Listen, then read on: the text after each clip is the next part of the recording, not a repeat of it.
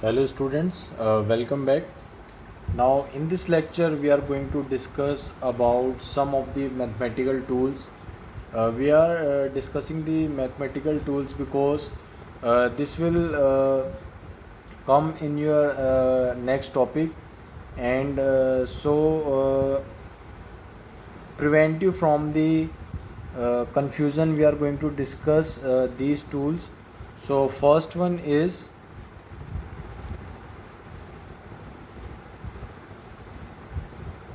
integration, and second is differentiation.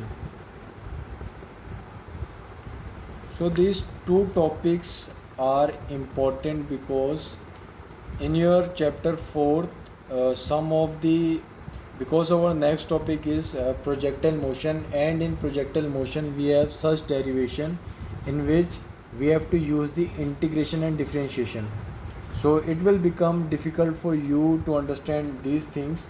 That's why we are going to discuss integration and differentiation, and these both topics will come in your 12th class, and you will learn in deep these two topics.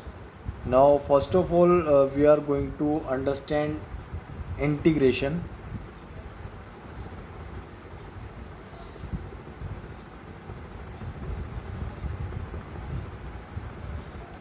So let us know what is integration. So first of all, let me tell you about its representation, how you will write integration. That you have to stretch the s a little bit, and like this you have to represent the integration. Now let us see what is the need of integration and how it will come in the point that about the integration. So let us see. If I tell you to find out the area of this rectangular box, then you will say that, sir, the length of this will be this and the breadth is this, and after applying the formula of length into breadth, you can easily find out the area of this rectangular box. But let me replace the box a little bit. Now suppose I am giving you this box. Now I will say that find out the area of this box. Now you will say that, sir, it is not possible because here it is, the path of this box is a bit different, and we can't find the area of this box with the help of the rectangular area.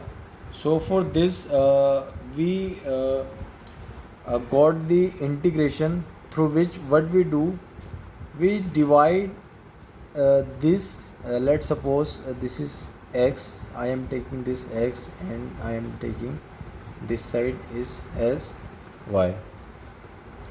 Now in integration, first of all I am telling what is integration, and after that we will discuss about its formula and different things. So in integration what we do, we just divide these portion in small parts. Now this part is that much small that it is just closer to 0. I mean to say that, let's suppose I am taking a part at there.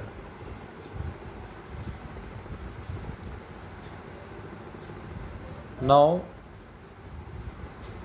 let's suppose I took a part from here.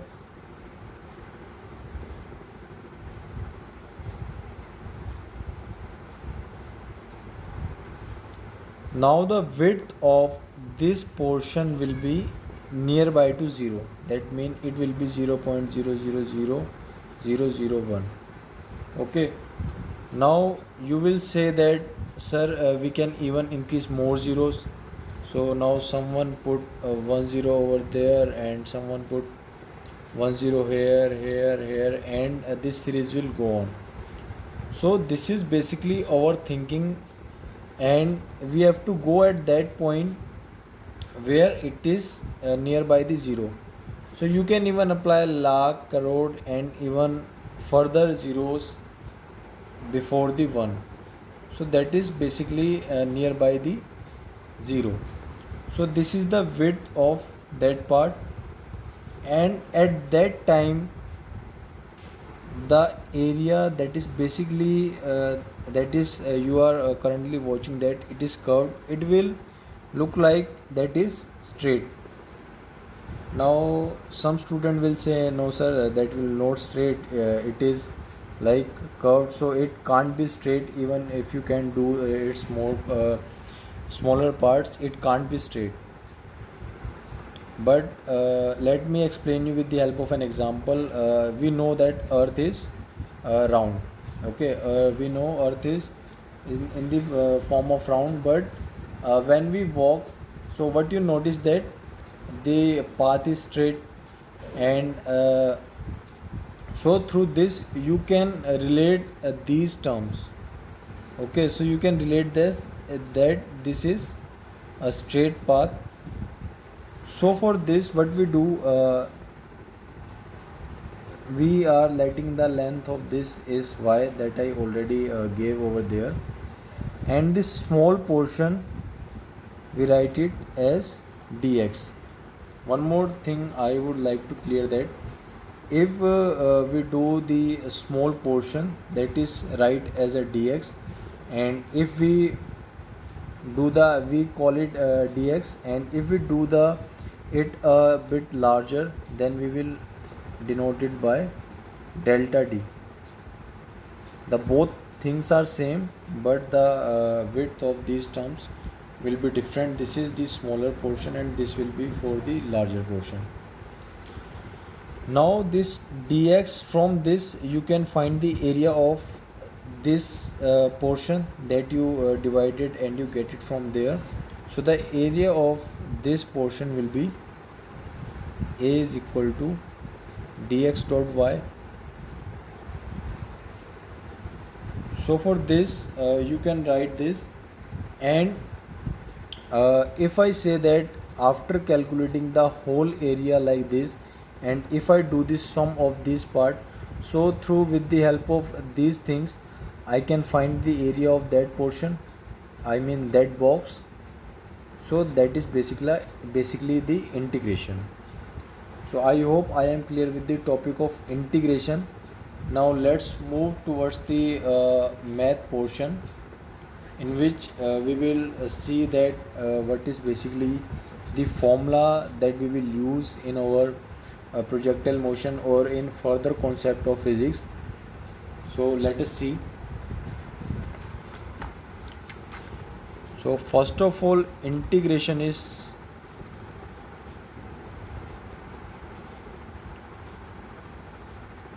basically divided into two parts. First is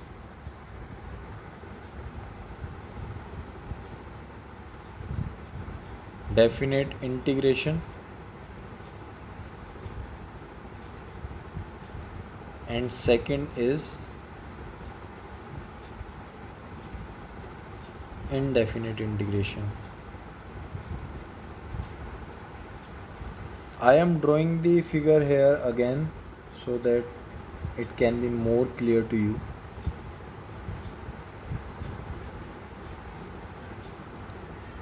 So the difference between definite and indefinite integration, like suppose I want to find the area only between these portion to this portion.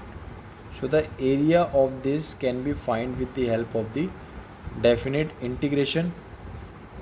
Now how you will find this area? Let's suppose this is the point x1 and this is the x2, and this is the length of this, that means y and y, and with the help of this you can find with the help of definite integrate, and indefinite integrate mean that is the portion that you will cover, it will be indefinite. Now indefinite is basically you are 99% you can say that definite integration will come in physics, and indefinite portion is too small. So for understanding some terms, we are first of all discussing the indefinite integration. So first of all, we are taking the integration of 1 dx. So integration of 1 dx is x. Even you can say the integration of dx will be x, because here it is 1. So that is the first thing you have to remember. Now second thing, that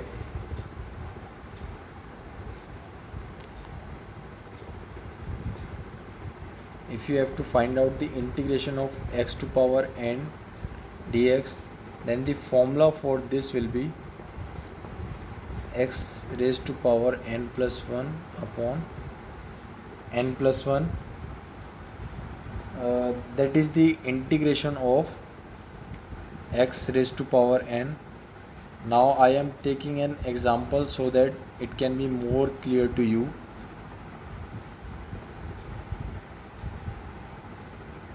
Now suppose I am taking 3x square dx. Now 3 is constant, so we can write it outside the integration, and now we have to do the integration of x square dx. Now the integration of x square dx will be 3, and we can use this formula over there.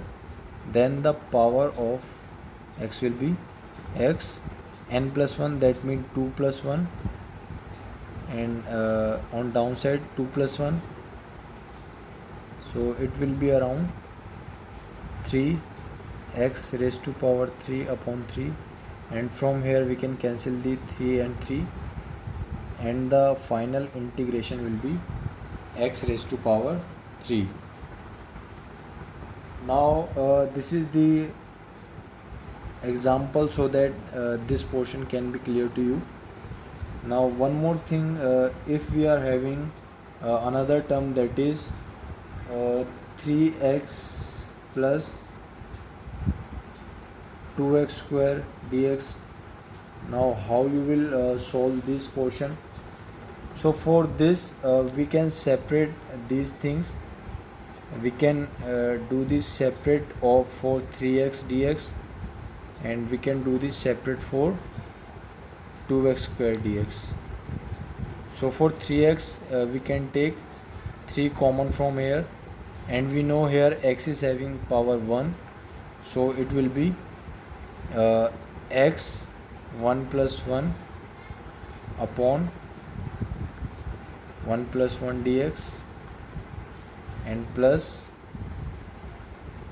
from here we are taking 2 common, and x square will be 2 plus 1 upon 2 plus 1 dx. Now after solving this, we are getting 3x square upon 2 plus 2x cube by 3. So that is basically the rough idea for the definite indefinite integration. So you have to use this kind of formula. Now next we are going to discuss about the definite integration, which will play important role in the projectile motion and further physics. So let us discuss about definite integration. So let's suppose we are having a box. Let me draw the figure again, and from here we are having like this, and now suppose we have to find the area from this point to this point, and this is the length y. Now to find the area of this, what we do, we just use the term. So we have to use the limits. That means the lower limit is known as that one is known as the lower limit, and that one is known as the higher limit, or you can say upper limit. And we are doing it in the term of x, so we can use the formula x dot dx. And we know for x we are having the derivation, that is x 1 plus 1 upon 1 plus 1, and we can write the upper limit and lower limit over here. So it will be x square by 2 x naught and x1 and x2, that is basically the lower limit, and that one is higher limit. And suppose I am taking it for your understanding, I am taking it 1 and 2. So what we have to do, first of all we have to write 2 here. Let me explain you. Write the upper limit, that means it will be x. We have to put the upper limit at the place of x, so that means 2 square minus lower limit, that means I have to put 1 square over there and divided it whole by 2.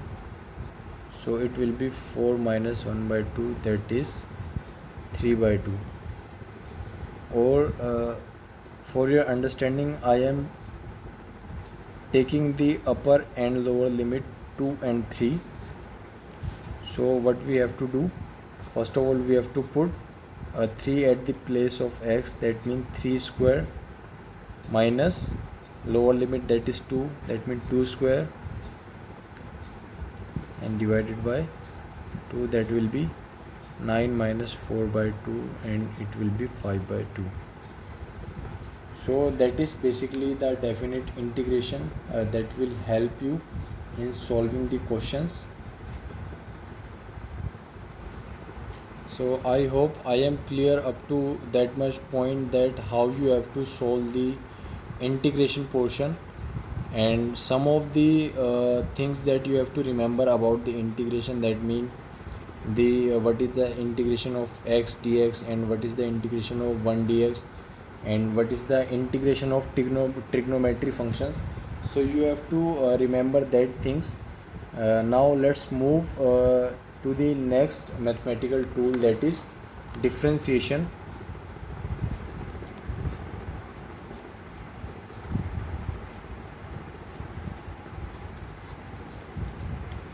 So let's not go towards the theory portion, that what is differentiation.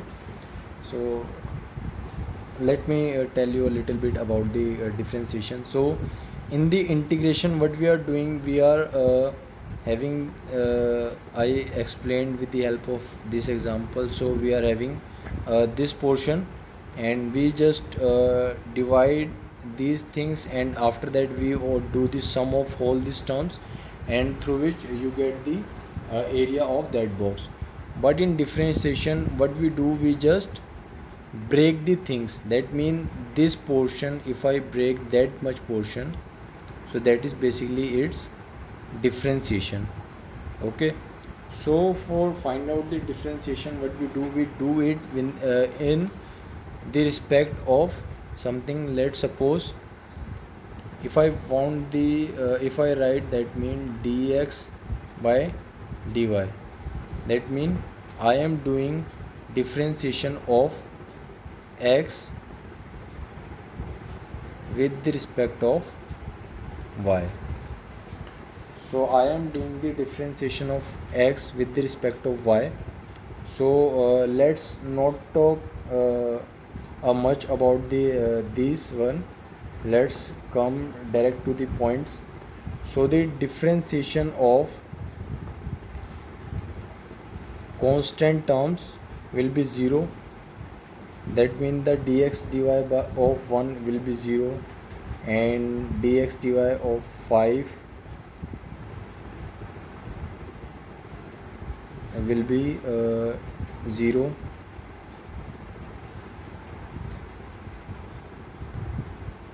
I here write that dx by dy, but we generally use dy by dx. So that mean it is in the respect of x. That means differentiation of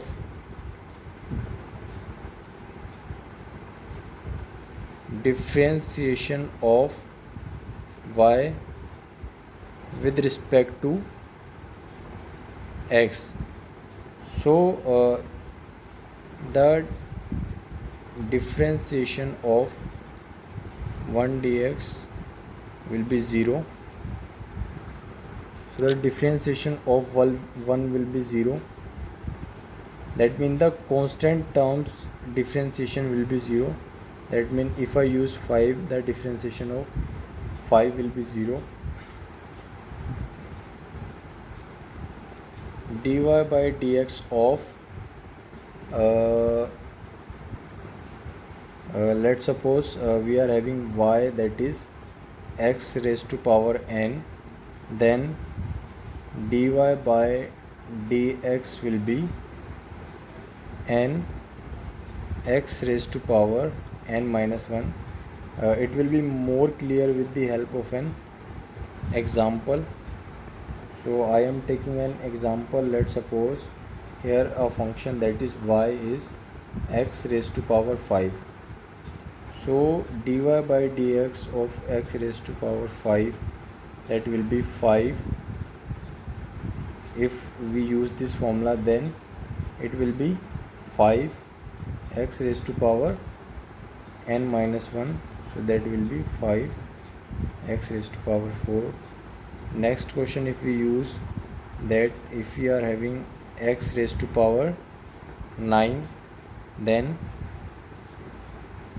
the dy by dx will be 9 x raised to power 9 minus 1, that will be 9 x raised to power 8.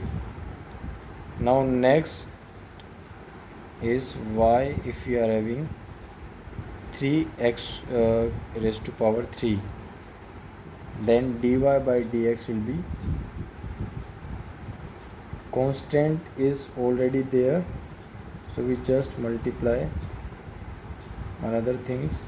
It means x raised to power 3 will be 3x 3 minus 1, so it will be 9x square. So that is basically the differentiation, and you have to remember the trigonometry functions and other things, and I just told you the basic idea that we will use in our physics. So that is basically integration and differentiation. Thank you.